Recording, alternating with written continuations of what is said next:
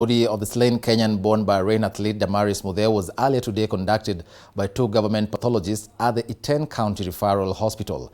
According to KU West OCPD Tom Makori, the investigations are still ongoing to bring the perpetrators to book. The autopsy conducted revealed that Muthee was strangled to death. However, the father of the athlete, Sebastian Mutua, expressed satisfaction with the post-mortem as he urged the government to speed up investigations to unearth the motive and the killer of his daughter.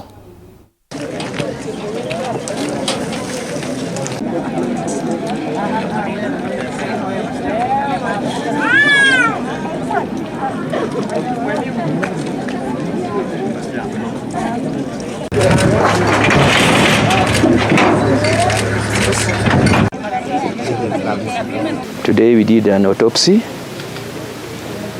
conducted by 2 doctors, one from MTRH, pathologist, and the report shows there was a general strangulation.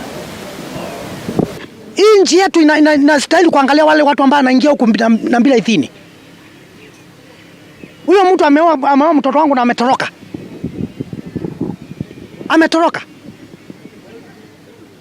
Mimi siwezi nikalala na sitalala.